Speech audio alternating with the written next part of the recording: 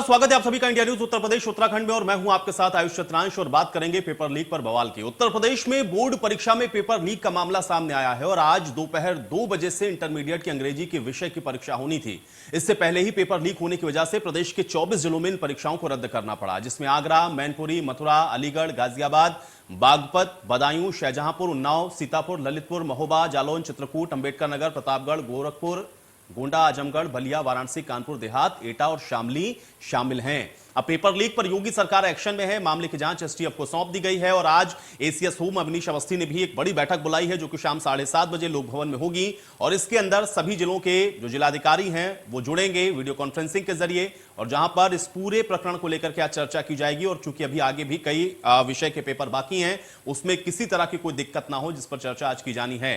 तो 13 अप्रैल को दोबारा अंग्रेजी की परीक्षा होनी है। 8 बजे इसके लिए समय निर्धारित कर दिया गया है। लेकिन इन सब के बीच में जो अहम सवाल है वो यही है कि आखिर किस तरह से ये जो पेपर है वो लीक हुआ है। कुछ तस्वीरें देखें आज की। आप बलिया में आप देखिए, ये तस्वीर जो हम आपको दिखा रहे हैं ये वही प्रश्न पत्र है जो कि लीक हुआ और बलिया से जब ये प्रश्न पत्र लीक हुआ तो उसके बाद 24 जिले ऐसे रहे जहां पर इन परीक्षा को रद्द करना पड़ा है। मथुरा, आगरा और गाजियाबाद में भी आप देखें, चूंकि यहां सेंटर्स पर बच्चे पहुंच गए थे अपना एग्जाम देने के लिए, लेकिन जब यह जानकारी आई कि बलिया में पेपर लीक हुआ तो उसके बाद इस परीक्षा को रद्द कर दिया गया और उसके बाद छात्रों को वहां से निराश होकर के वापस लौटना पड़ा। छात्रों ने हालांकि इसको लेकर के अपनी नाराजगी भी जताई। कुछ छात्र मायूस भी नजर आए, चूंकि पूरे साल जिन लोगों ने तैयारी की उनका प्रश्न पत्र आज लीक होने की वजह से रद्द हो गया और 13 तारीख को इसको लेकर के दोबारा से परीक्षा होनी है। लेकिन 24 जिलों की ये जो परीक्षा रद्द हुई है ये कई सवालों को साथ में जोड़ रही है कि आखिर कैसे ये पेपर लीक हो गया।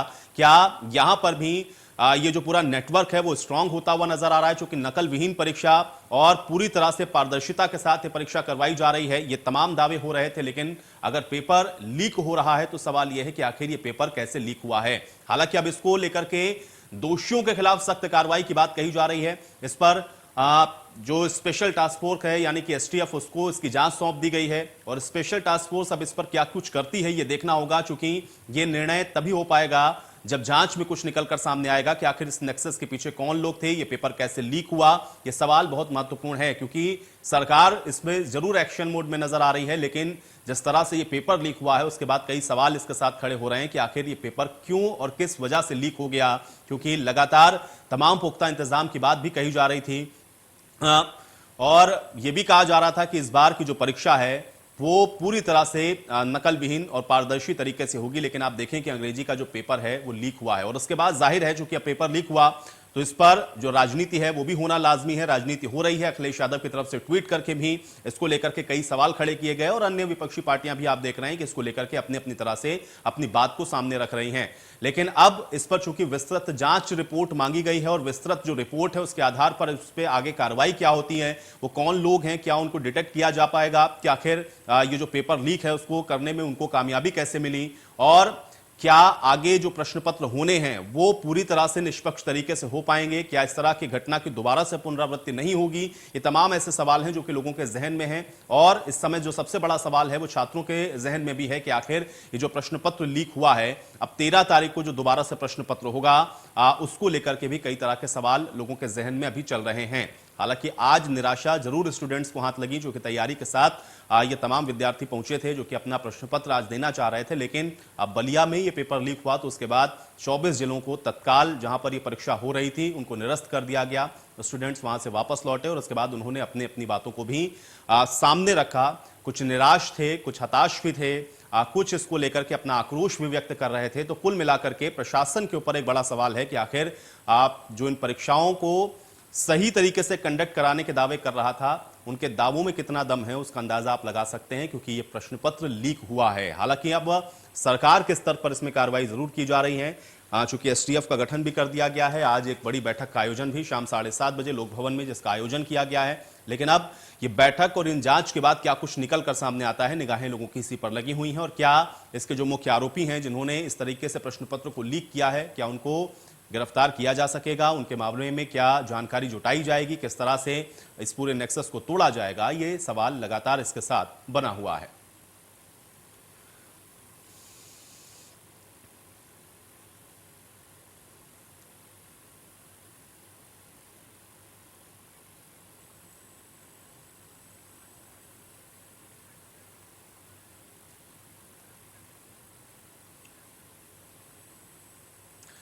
तो एक बार फिर से रुक कर लेते हैं। मेरे साथ मेरे तीन सहयोगी एक बार फिर से जुड़े हुए हैं। जमील हमारे साथ लगातार मौजूद हैं, मनोज चाहर भी हमारे साथ जुड़े हुए हैं और इसके अलावा रवि हमारे साथ लखनऊ से जुड़ चुके हैं, सुशील भी हमारे साथ एक बार फिर से जुड़े हैं। मनोज, आपको मेरी आवाज मिल रही है?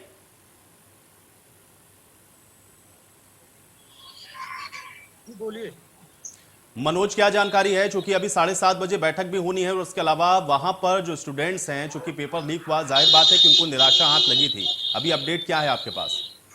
देखिए, जिस तरीके से उत्तर प्रदेश सरकार लगातार नकल विहीन परीक्षा बोर्ड परीक्षा कराने की तैयारियों में जुटी हुई थी, त्रिकोणीय स्तर से कैमरे लगाए गए थे, सारे कंट्रोल रूम बनाए गए थे, जहां प्रदेश स्तर पर लेकर मंडल स्तर से और जिला स्तरीय लेकर ये पूरी तैयारियां की गई थी। लेकिन जिस तरीके से जो परीक्षा जो माफिया है, जो नकल माफिया है, उनने जो परीक्षा में सेंध लगाई है, अंग्रेजी का पेपर आउट किया है और सॉल्व पेपर की जो कॉपियां सोशल मीडिया पर वायरल हुई, उससे साफ तौर पर ये देखा जा सकता है कि जिस तरीके से प्रबंधन होने चाहिए थे वो बोर्ड परीक्षा के लिए, वो प्रबंध उचित इंतजाम नहीं किए गए।